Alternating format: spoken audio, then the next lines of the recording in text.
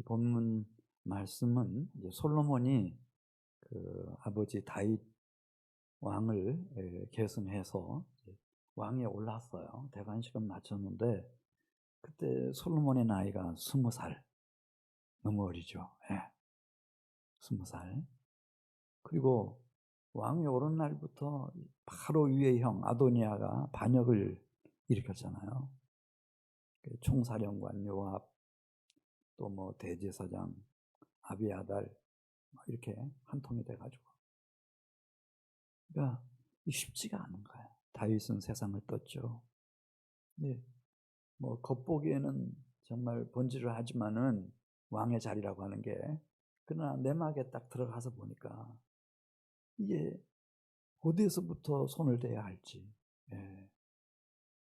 그래서 그 20살짜리 솔로몬 왕이 아주 현명한 결정을 하나 해요. 이제는 이걸 풀어갈 수 있는 사람은 다윗도 하나님 데려가셨으니까 없고, 자기는 정말 경륜도 경험도 너무 일천한 20살짜리 청년이란 말입니다. 그래서 이제는 하나님을 찾아야 되겠구나. 그래서 하나님을 찾아가요. 찾아갈 때 그냥 대충 양 뭐 번제로 드리고 그런 정도가 아니고 사생 결단한 것 같아요. 한번 따라서 해보세요. 1000번제. 그 이전에 그런 게 없었어요. 번제물 1000마리를 준비해가지고 하나님 앞에 가가지고 친절한 마음으로 하나님을 찾고 찾았어요. 근데 꿈속에서 나타났어요. 그래가지고 하나님이 솔로몬에게 물어요. 솔로몬아, 내가 네게 무엇을 줄고 너는 구하라. 이렇게 말씀하시는 거예요. 너 구하라. 그래서 저는 그냥 어릴 때 이제 교회 다녔으니까 뭐 주일학교 선생님들이 솔로몬 얘기 많이 했죠. 그 솔로몬이 그때 뭘 구했나? 지혜를 구했다. 그럼 지혜 구했나? 그런데 제가 지금까지 설교해온 것처럼 우리 시대에는 이렇게 좋은 성경책이 있습니까? 옛날에 이런 거 함부로 읽으면요 감옥 가요. 그리고 얼마 전만 해도요 이런 거 읽을 줄도 모르고 저희 어머니 세대만 해도요. 한민교회는 워낙 수준이 높으니까 막 실버 대학도 보면은 다 글씨 모르는 분들 한 계시죠. 네, 최근에 우리 세대에 이렇게 됐으니까 우리가 직접 우리 눈으로 보겠어요. 그러면 솔로몬이 여호와 하나님이 나타나셔서 내가 네게 무엇을 줄고 너는 구하라 그렇게 말씀하셨을 때 무엇을 구했죠? 9절에 나오는데 듣는 마음을 종에게 주십시오. 이렇게 기도했어요. 네. 무엇을 구했다고요?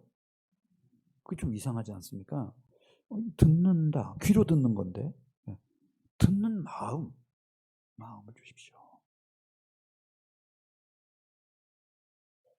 그리고 이 의미를 정확하게 이해하신 주님께서 그래, 참 너가 올바른 것을 구하는구나 이렇게 격려해 주시고 크게 칭찬하시죠. 보통 사람들은 나 여호와 하나님 섬긴다고 하면서도 오직 자기 중심 그 이기적인 욕심에서 벗어나지 못해서 일평상 나 오래오래 장수하게 해주세요. 나 돈 많이 벌어서 큰 부자 되게 해주세요. 내 대적들을 하나님이 멸해 주십시오. 나를 영광스럽게 존귀하게 해주십시오. 이렇게 기도하는데 너는 내가 너에게 부탁한 내 백성들을 들을 수 있는 마음, 그들의 어려움에 처하는 소리, 그들의 원한 맺힌 한의 소리, 통곡의 소리, 울부짖음의 소리, 왕으로서 들을 수 있는 마음, 듣는 마음 구했으니 참 잘 구했다. 그래서 나는 너에게 전무후무한 지혜와 총명의 마음을 주겠다는 거예요. 마음을 주겠다 그랬어요. 12절 나오잖아요. 네. 지혜롭고 총명한 마음을 준다. 뿐만 아니라 너에게 부귀도 영광도 40년 동안 통치할 수 있는 그런 시간도 다 너한테 주겠다. 할렐루야. 솔로몬이 뭘 구했다고요? 듣는 마음. 그래서 백성들이 힘들어하는 소리, 고통하는 소리, 신음하는 소리, 울부짖는 소리, 통곡의 소리 들으면 될 것 같아요. 들으면 하늘로부터 하나님의 음성이 또 들려올 것 같아요. 그럼 지혜롭고 총명한 통치를 펼칠 수 있을 것 같아요. 그래서 뭘 구했다고요? 듣는 마음을 구했단 말입니다. 듣는 마음. 듣는 척하는 귀가 아니고, 그래서 마이동풍이라고 하나요? 네.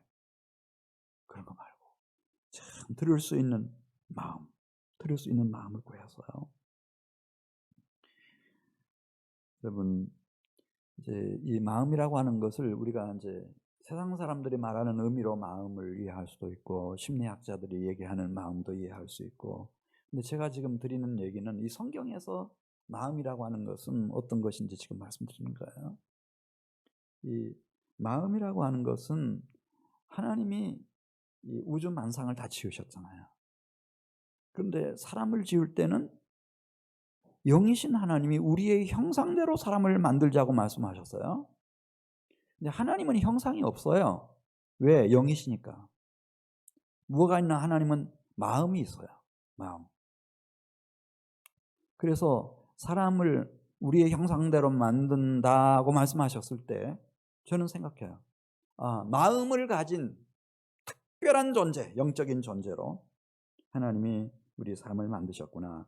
그래서 말라기 4장 마지막 패러그래프에 보면 거기 하나님의 마음이 친아버지의 마음 같고 하나님의 백성들의 마음이 그 아버지의 사랑스러운 자녀들의 마음 같아서 하나님의 마음은 아버지의 마음이 되고 백성들의 마음은 하나님 아버지의 자녀들의 마음이 돼서 마음과 마음이 교통하는, 감응하는 그런 상태.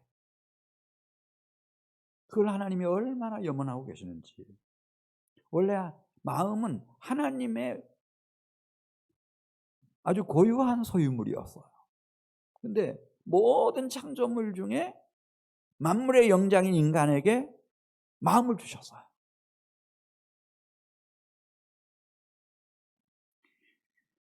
우리는 사람을 이렇게 보고 평가할 때 뭘 보고 평가합니까? 외모입니까, 여러분? 사람에 따라, 취향에 따라 다르겠죠. 아니면 학력입니까? 경력입니까? 연봉입니까? 뭡니까? 명성입니까? 예. 하나님은 무엇을 보고 평가하나? 창세기 6장에 나옵니다. 홍수로 이 세상을 멸하실 때 하나님 뭘 보셨죠? 이 사람들이 가난뱅이냐 부자냐 얼마나 똑똑하냐, 예. 얼마나 표를 많이 얻을 수 있냐, 그거 보시지 않고요. 하나님이 사람의 마음을 보셨다는 거예요. 사람의 마음으로 생각하는 모든 계획이 항상 악할 뿐임을 보시고 사람의 마음이 항상 악할 뿐임을 보시고 뭘 보셨다고요? 마음. 하나님의 마음도 근심하게 됐고 땅 위에 사람 지으신 것을 한탄하셨다는 거예요. 그리고 홍수로 이 세상을 심판하시기로 작정하셔요. 하나님 뭘 본다고요? 사람의 마음 보십니다. 내가 보는 것은 사람과 같지 아니하니 사람은 외모를 보거니와 나 여호와는 중심을 보느니라. 그 중심이라고 하는 레브라고 하는 히브리 말이 말이죠. 마음이라는 뜻이야. 마음을 보시는 거예요. 그 마음 속에 이 사람의 내일이 있고 미래가 다 있는 거예요. 이 사람의 본질이 있고 이 사람의 인격이 있고 그 마음 안에 다 있어요. 어떻게 하면은 하나님과의 관계, 우리가 이 관계를 절대 무시하면 안 돼요. 그 중에 적어도 하나님의 백성들이 가장 우선적인 관계는 하나님과 나와의 관계인데, 어떻게 하면은 내가 하나님을 잘 섬길 수 있을까요? 예수님이 그걸 알려주셨어요. 네. 주 너의 하나님을 사랑하라. 그러면서 힘을 다해서 사랑하라. 뜻을 다해서 일평생 동안 사랑해라. 뭐 그런 뜻이죠. 목숨 바쳐서 사랑해라. 어떻게 사랑해야 하나님을 가장 잘 사랑하는 것일까? 예. 이 첫째 되는 계명 말씀하시면서 우선순위 1번이에요. 이렇게 말씀하세요. 너의 마음을 다해서 하나님 사랑해라. 이게 첫 번째고요. 그 다음에 내 목숨을 다하고 뜻을 다하고 힘을 다해서 내 하나님을 사랑해라. 이 마음이 없으면요, 이건 다 바리새인 서기관들처럼 될 수 있어요. 자기의 몸을 불사르게 내어줄지라도 이건 사랑 아니라는 거예요. 마음이 들어간 사랑이 아니면 위선이고 외식이지.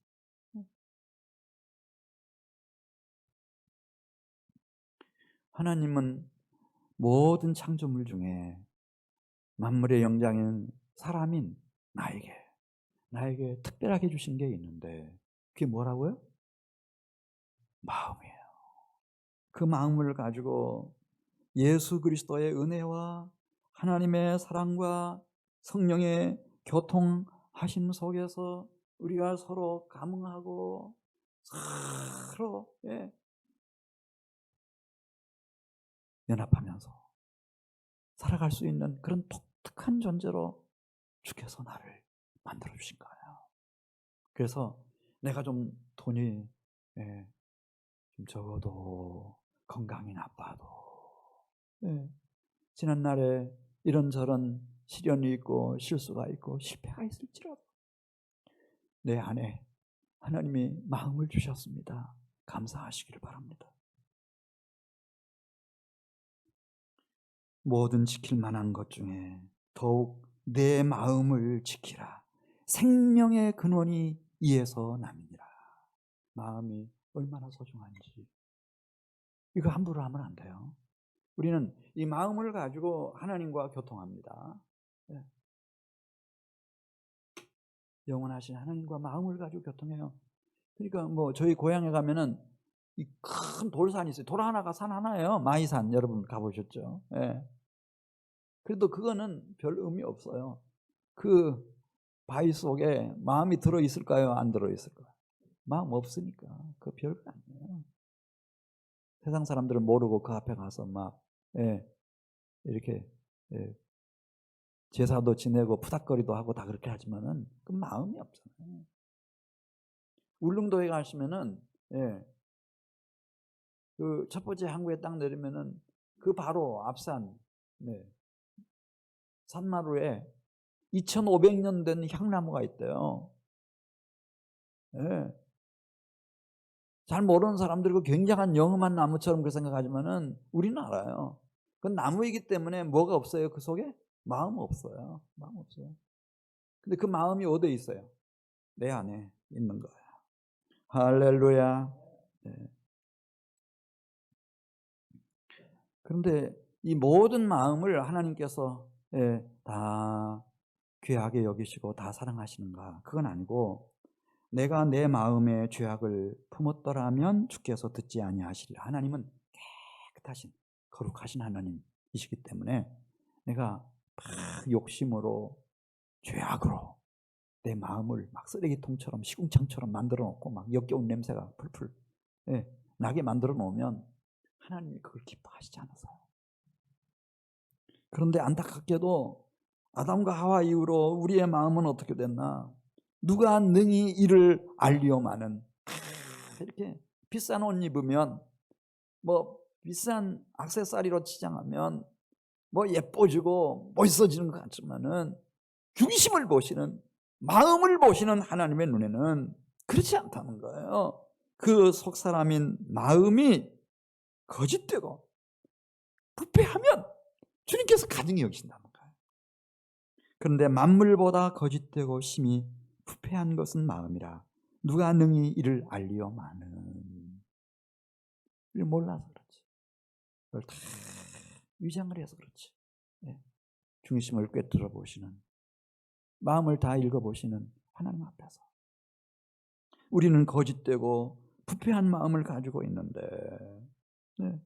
더 절망적인 상황은 그렇다 하더라도 그런 거짓되고 부패한 마음을 내가 스스로 컨트롤할 수 있으면 얼마나 좋겠어요. 근데 우리는 믿어요.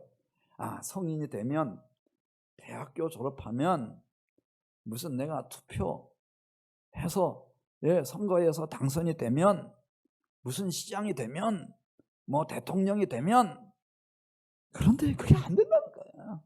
예. 거짓되고 부패한 마음의 분노, 그 분노하기를 더디하는 자는 용사보다 낫고 자기의 마음을 다스리는 자는 성을 빼앗는 자보다 나으니라, 그런 말씀이 있어요. 네. 뭐 이 세상 매스컴이 다 그 사람 주목하고 저 영웅적 용사다 그렇게 말한다 할지라도요, 자기의 그 거짓되고 부패한 마음에서 막 솟구치는 활라산같이 타오르는 분노를 늦출 수가 없다는 거야. 그럴 힘이 없다는 거야. 예, 뭐 이 세상은 어떤 도시를 함락을 시켰다, 어떤 국가를 정복을 했다, 대제국을 건설했다, 그러면 대단한 줄 생각하지만 하나님 보기에는 거짓되고 부패한 마음을 다스릴 수 있는 자는 성을 빼앗는 자보다 더 나은데, 예루살렘 성을 빼앗는 자보다 더 나은데 그런 사람들이 없다는 거예요.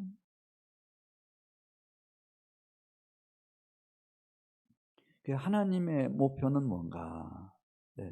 뭐 이 세상 사람들은 말할 것도 없고요. 그 마음이 얼마나 거짓되고 부패했는지, 절망적 상황 속에 있는지를 이제 깨달아 가도록 하나님은 최선을 다해서 지금도 일하고 계시고, 예수 믿고 교회 다니는 사람들도 마찬가지라는 거예요. 신명기 8장 2절에 있는 말씀을 보면 애굽에서 출애굽한 이스라엘 백성들까지도 40년 동안 왜 광야를 빙빙 돌게 만들으셨는가, 거기서 방황하게 만드셨는가, 이렇게 말합니다. 네, 하나님 여호와께서 이 40년 동안에, 우리 여기 40년 살아오신 분도 계시고 더 많이 사신 분도 계시고 아직 40이 되려면 시간이 남아있는 분도 계시겠지만, 왜 지금까지 살아오는 동안에 내가 이런 파란만장한 생애를 살도록 하나님이 허용하셨나? 이 40년 동안 내게 광야길을 걷게 하신 그 이유를 기억해라. 그것은 너를 낮추시며 너를 시험하사 내 마음이 어떠한지 그 명령을 지키는지 지키지 않는지 알려 하심이라. 복 아니는 금을 풀무는 은을 연단하거니와 여호와는 마음을 연단하시느니라. 아니, 우리가 예수 믿고 구원받았으면 즉각 천국으로 딱딱 우리를 옮겨 놓으시지, 더 죄짓기 전에. 왜 하나님은 지금까지 여기 이렇게 대기하고 있게 만드시는 거예요? 광야 같은 이 세상 속에 있게 만드신 거예요. 그것은 나를 단련하시는 거예요. 내 마음을 단련하시는 거예요. 내가 교회 한민교회 다닐지라도, 예수님 영접했을지라도, 침례를 받았을지라도, 내가 어떤 중요한 직분을 받았을지라도, 하나님이 이런 여러 가지 내가 상상도 못하는 어려운 일들을 당하면서 그 속에서 하나님이 나를 은처럼 금처럼 단련해 가시는구나, 깨닫는 거예요. 그래서 결국은 하나님이 나를 하나님 앞에 세우실 때 가증한 영혼이 아니고, 마태복음 5장 8절에 있는 말씀 보면 따라서 하세요. 마음이 청결한 자, 청결한 마음으로 나를 빚어가시는 거예요. 마음이 청결한 자는 복이 있나니 그들이 누구를 볼 것이요 하나님을 볼 것이요 심령이 가난한 자는 복이 있나니 천국이 그들의 것임이라. 여기 심령이라는 말을 현대인의 성경에서는 정확하게, 심령이라는 말이 좀 모호한 용어니까 마음 이렇게 번역했어요. 마음이 가난한 자는 복이 있나니 천국이 그들의 것입니다.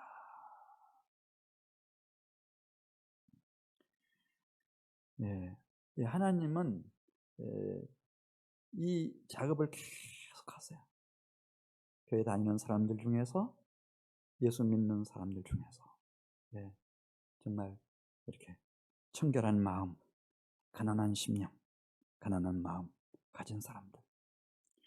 그래, 민수기 14장 23절에 보면 광야를 유랑하던 사람들이 여호수아, 모세 빼놓고 다 죽었어요. 네. 모세까지도 결국 못 들어가는데 딱 들어간 사람 하나 있어요. 기성세대 중에. 누구죠? 갈렙. 갈렙 얘기를 써요.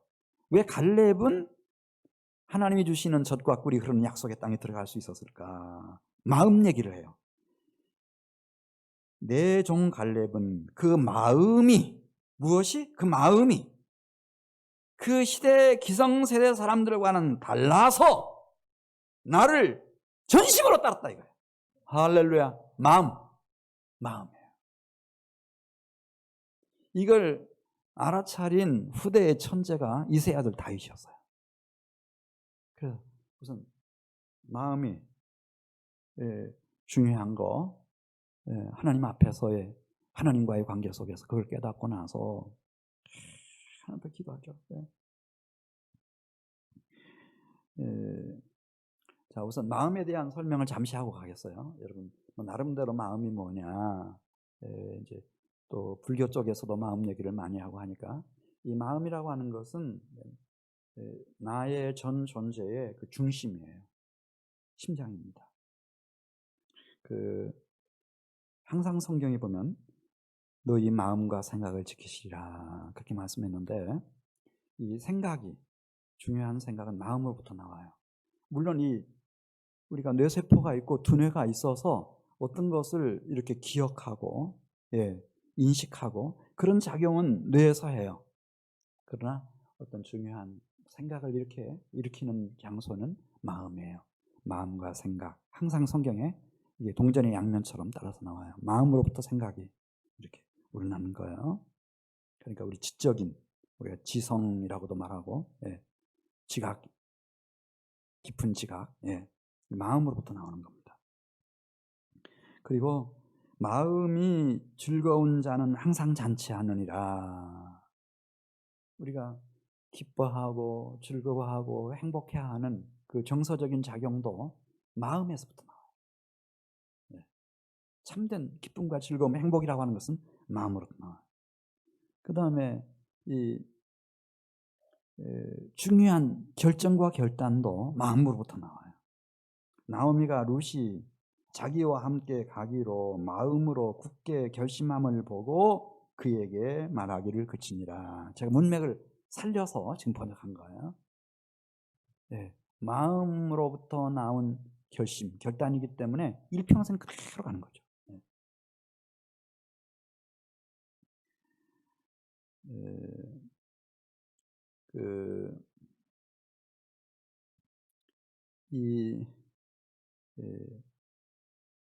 예를 들어서 사랑을 한번 생각해 보세요. 사랑. 우리 청춘 남녀들이 이렇게 서로 만나가지고 뭐 예쁜 채, 멋있는 채, 굉장히 사랑하는 채 그렇게 할 수 있어요. 몇 번은 그렇게 할 수 있죠. 근데 매일 그렇게 같이 지낸다고 하면 365일을 그렇게 한다? 그럼 굉장히 힘든 거예요. 근데 365일이 아니라 5년 동안, 10년 동안, 저희 부모님 같으면 지금 50년 넘겨서 막 이렇게 살거든요. 앞으로 이제 60년, 막 70년 이렇게 같이 살아가야 돼요. 그때가 되면 남편도 이제 뭐 돈벌이 못해요. 아내도 너무 노쇠해가지고 까막까막해요. 아무데나 실수해요. 다 불편해. 그때도 사랑할 수 있을까? 끝까지 갈 수 있는 사랑은 이 마음에서부터 나온 사랑이어야 돼요. 그렇지 않고는 예쁠 때, 멋있을 때, 유능할 때, 잘 나갈 때 그렇게 사랑했지. 근데 우리 교회에 이 집사님이라고 계셨어요.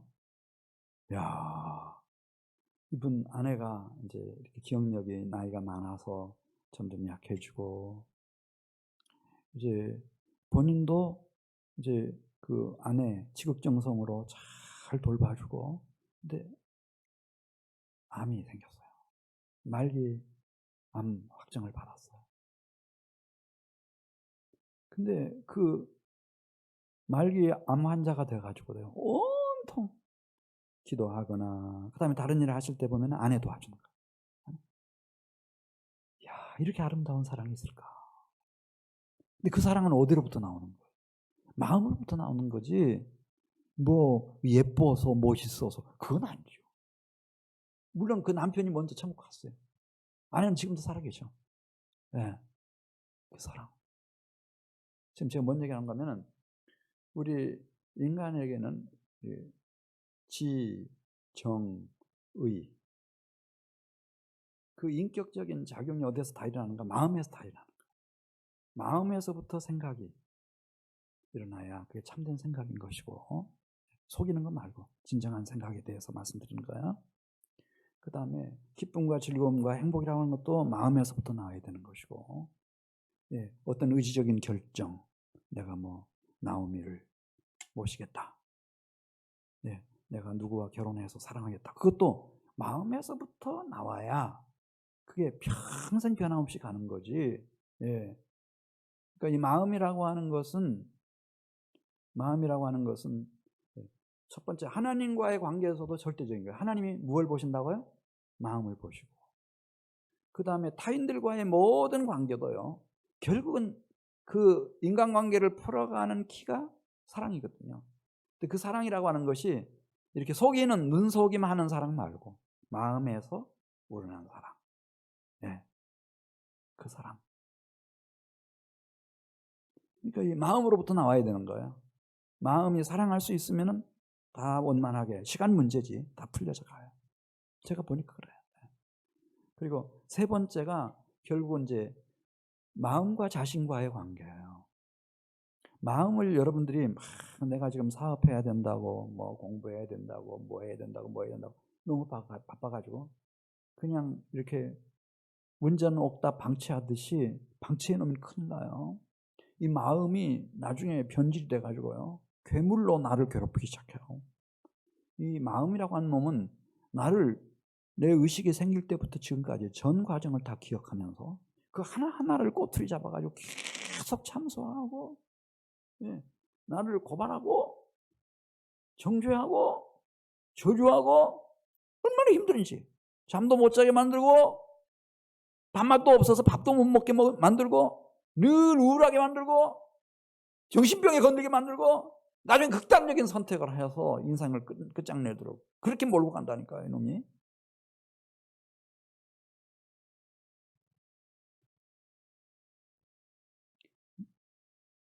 뭐가 중요한가? 나와의 관계, 또 타인과의 관계, 하나님과의 관계에서 이 마음이에요. 마음. 이제 지금 가을이 이렇게 깊어가는데 한번 이제는 자기 마음을 좀 돌아보는 그런 기회를 가지셨으면 참 좋겠어요. 네. 그럼 어떻게 해야 되나? 지금 내가 내 마음을 잘 이렇게 뭐 하려고 별로 관심도 못 가졌고, 지금 내가 어떻게 해야 되는가? 우리 요엘이라고 하는 선지자 보면은 이건 대책이 없다는 거예요.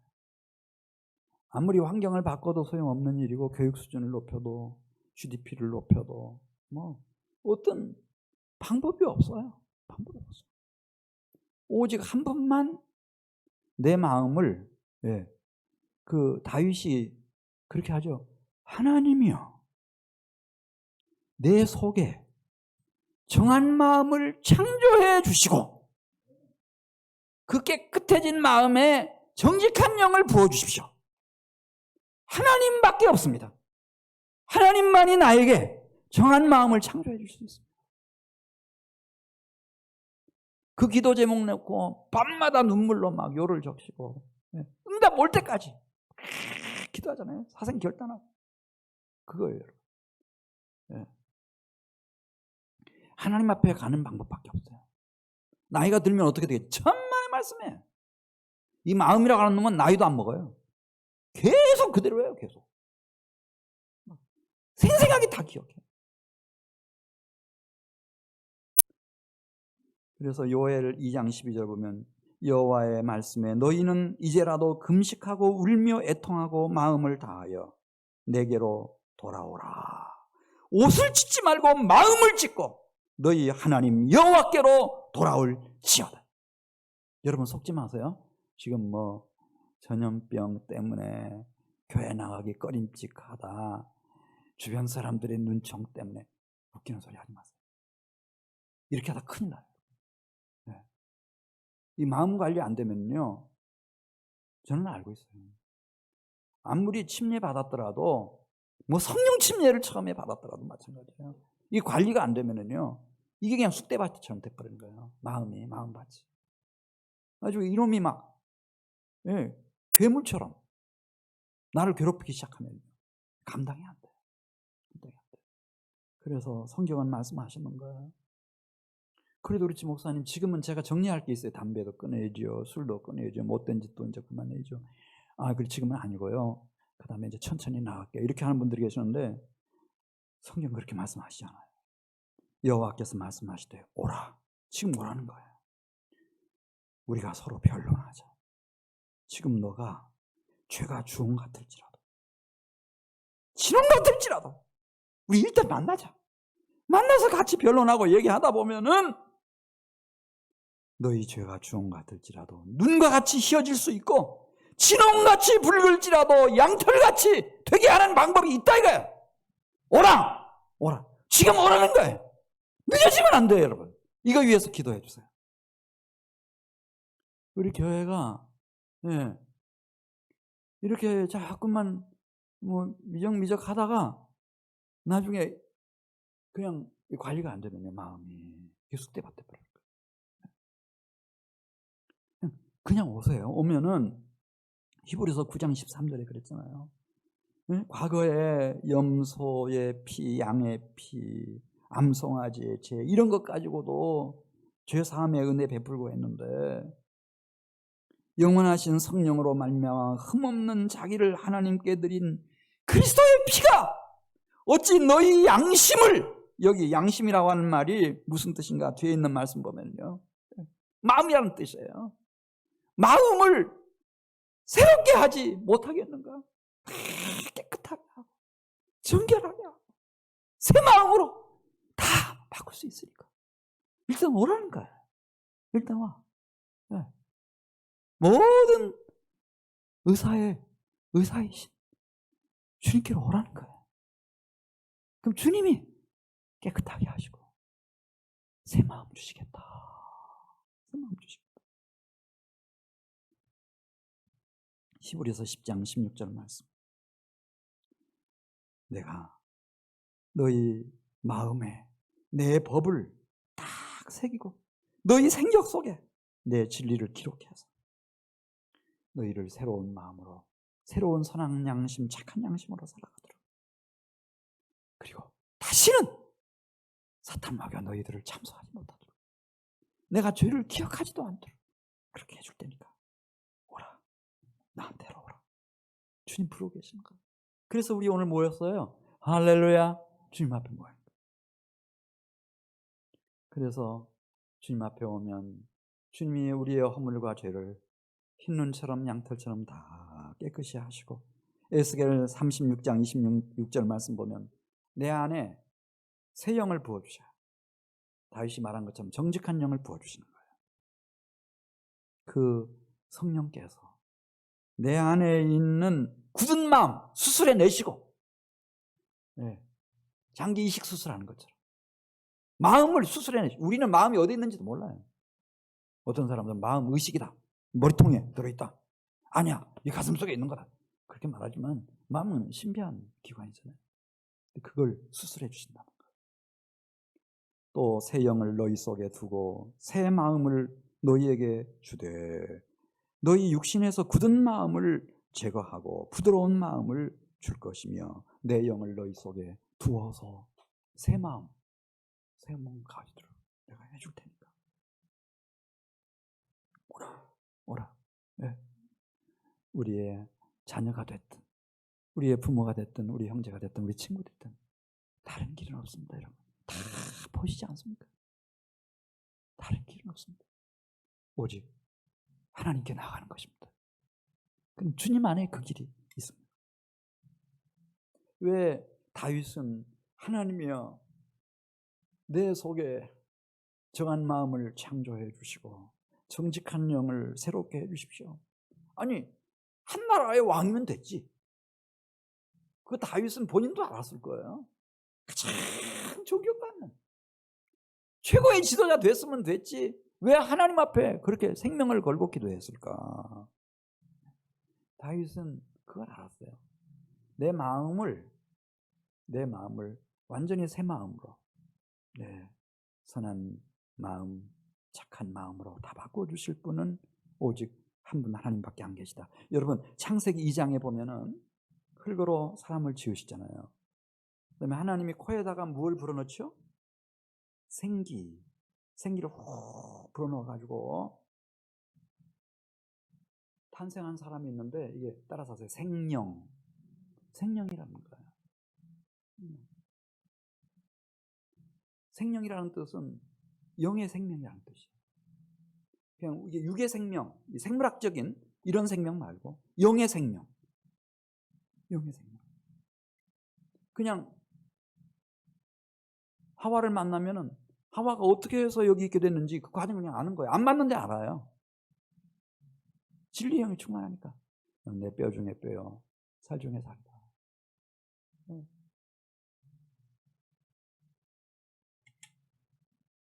그런 생기가 이 세상에는 없어요. 하박국 2장 19절 보면 아무리 은과 금을 태산처럼 쌓아놓아도 그 속에는 생기가 없다는 거예요. 우리가 아무리 연구하고 개발하고 건축하고 건설하고 대단한 대제국을 세워놓아도 그 어느 구석에도 생기가 없는 거예요. 생기는 오직 누구로부터 오나? 하나님께로부터만 오는 거예요. 오늘 설교 제목이 뭐예요?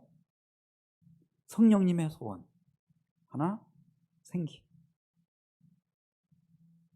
우리를 고아처럼 버려놓지 않으시고 보혜사 성령이 오셨는데 그분의 나를 향한 소원이 있어요. 그분은 내 안에 들어오셔서 나의 생기가 되어주시고 나의 생명이 되어주시는 거예요. 성령이라고 하는 말이 생기 루하라고 하는 말에서부터 왔어요.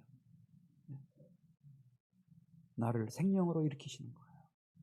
할렐루야. 예수 믿으신 거 잘하셨어요. 너무너무 잘하셨죠. 침례도 잘 받으셨고 직분을 맡아서 지금 얼마나 충성스럽게 교회를 섬겨요? 너무 감사하죠. 그렇다면 기억하셔야 돼요. 하나님께로부터 내 안에 생기처럼 주의 성령이 들어와서 나를 생명으로 일으켜주시는 거예요. 이게 성령님의 소원이에요. 할렐루야. 그냥 육의 사람으로 이렇게 잠시 머물다가 사라지는 그런 거 말고 생명으로 일으켜주시는 거예요. 영의 사람으로 일으켜주시는 거예요. 두 번째, 에스겔이라고 하는 선지자가 일평생을 자기 조국을 위해서 이스라엘을 위해서 그렇게 풀을 짓다가 오늘 환상을 봐요. 얼마나 어마어마한 그런 골짜기인지 거기에 뭐가 가득해요. 보니까 뼈다귀인데 뼈인데 마른 뼈예요. 마른 뼈. 소스라치게 놀랐겠죠. 그것이 이스라엘의 모습이었어요. 그러니까 살아있어요. 저 바벨론에도 좀 살고 디아스포라 여러 지역에 흩어져서 살고 고토 예루살렘 유다로 돌아간 사람들도 좀 있고 그렇지만 그들의 영적인 현재 상황이 마른 뼈예요. 마른 뼈. 딱 질문해요. 주께서 에스겔 선지자에게 이 뼈들이 살겠느냐. 그러니까 에스겔이 뭐라고 답변해? 저는 모릅니다. 주께서 하시죠. 주님이 그런 말씀하세요. 방법이 하나 있다. 저 뼈들에게 마른 뼈들에게 말씀과 생기가 들어가면 그들이 다시 살아난다. 주의 말씀을 대언했습니다. 뼈들이 막 움직이기 시작하더니 이 뼈 저 뼈가 막 연결돼가지고 골격을 이루고 거기 힘줄이 생겨나고 뭐 살이 붓고 살갗이 덮이고 다 누워 있는 거예요. 그때 주님이 에스겔 선지자에게 말씀하십니다. 에스겔아, 너 생기를 향하여 대언하라. 생기가 그들에게 들어가도록 대언해라.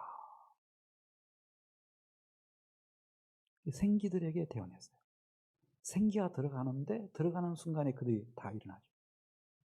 지극히 큰 여호와의 군사들로 일어나는 거예요. 지금까지 너무 많은 시련, 환난, 풍파, 고통 다 당했기 때문에 이 세상이 감당할 수 없는 지극히 큰 군사들로 일어나 버리는 거예요. 뭐가 들어가니까? 생기가 들어가니까.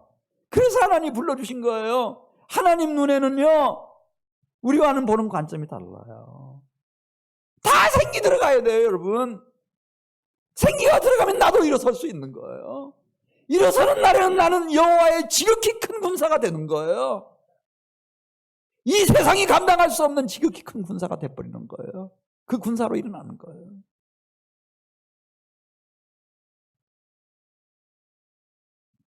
지난 주일날 낮에 제가 영국 얘기했어요.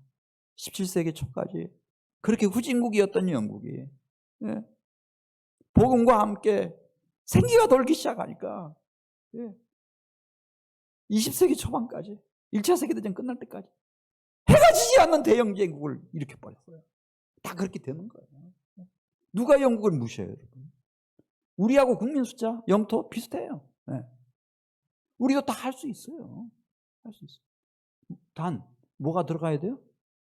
생기가 들어가야 돼요. 한국 교인들에게도 생기 들어가야 되고요.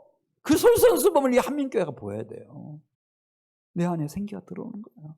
그러면 지극히 큰 군사로 일어나는 거예요. 할렐루야. 군사로 일어나는 거예요. 그 기대하시는 거예요.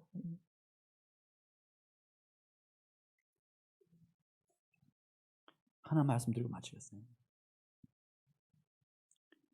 그 생기에 대한 얘기가 요한계시록에도 나와요. 군사 두 사람 얘기 나와요. 그래서 이들이 막 복음을 전해요. 초대교회 때는 복음 전하면 붙들려서 감옥 가잖아요. 그리고 막 사자밥이 되고 그런 시절에 복음 전하다가 두 사람 죽었어요.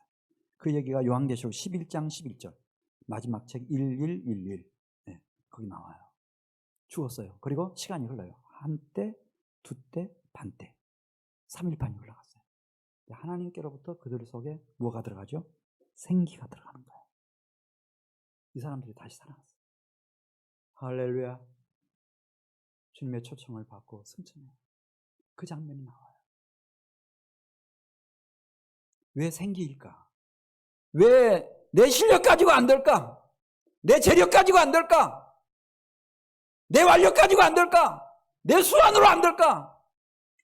우리의 마지막 싸워서 멸해야 할 마지막 원수는 사망인데요. 사망을 이길 수 있는 그런 힘이 내 안에는 없어요. 생기가 들어와야 되는 거예요. 그럼 부활 생명으로 일어나는데 이 생명은 저 하늘에서 강림하시는 주님을 공중에서 맞이해요. 그리고 더불어 함께 혼인잔치에 들어가는 거예요. 천년왕국의 통치를 같이 펼치는 거예요.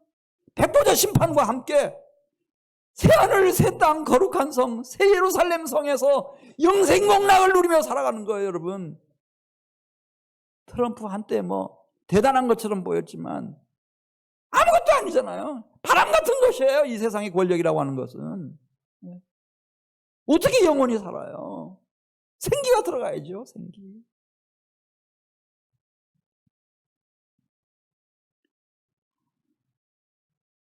에녹이 하나님과 동행하다가 생기를 받았어요. 하나님께로부터.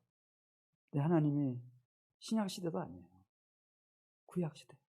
그를 데려가셔. 할렐루야. 죽음 없이 그를 데려가셔. 예수를 죽은 자 가운데서 살리신 이의 영이 너희 안에 거하시면, 그리스도 예수를 죽은 자 가운데서 살리신 이가 너희 안에 거하시는 그 영으로 말미암아 죽을 몸도 살리시리라. 우리의 소망, 부활 생명이에요. 그리스도를 통해서 보여주신 부활 생명이에요. 우리는 그분을 만나야 돼요. 우리는 그분 나라에서 영생 복락을 누려야 돼요. 생기어야 돼요. 생기가 들어가야 돼요.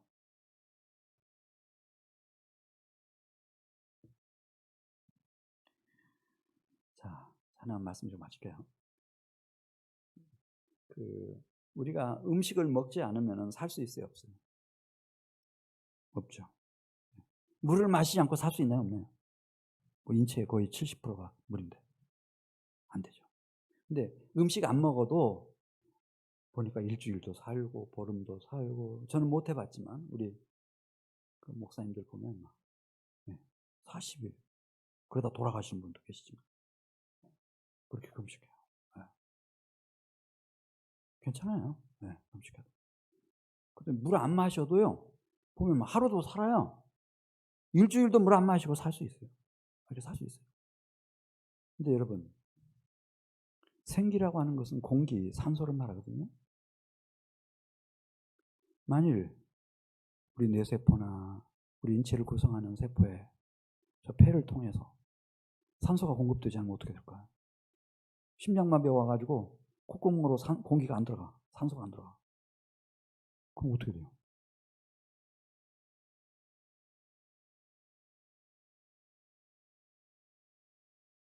한 달을 살 수 있어요.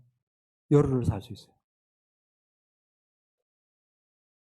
3분, 4분이면 뇌세포에 이상이 생기기 시작한다는 거예요. 금방 죽어버려요. 금방 죽어요. 생기는 산소예요. 영적인 산소예요. 할렐루야. 성도 여러분들이 성령의 소원 하나, 성령님은 나의 생기가 되어주시는 거예요. 그럼 내 인생을 생명으로 승화시켜 주시는 거예요. 생명. 끝까지 이렇게 살다가 아무것도 안 해요, 여러분. 그건 아니에요. 생명으로 일으키시는 거예요.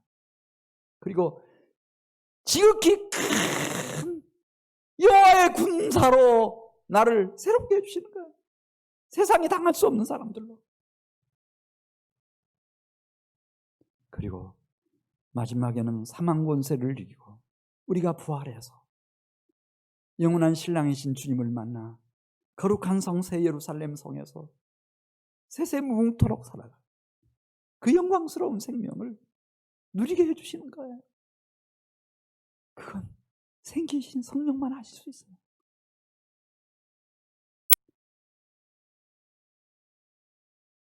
여기 산소가 없어서 의식을 잃고 쓰러진 사람이 있다 발견하면 빨리 그에게 산소를 막 공급하면 회복될 수 있는 것처럼 우리가 그런 마음을 가지고 이렇게 주님 앞에 기도하고 간구하면 성령은 누구의 생기라고요?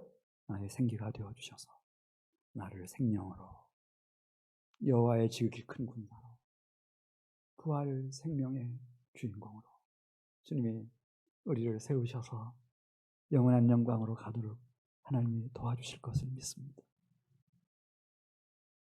과거에는 부모님이 내 인생을 책임질 수 있겠거니 부모님 살던 집에서 살고 그 농장에서 농사짓고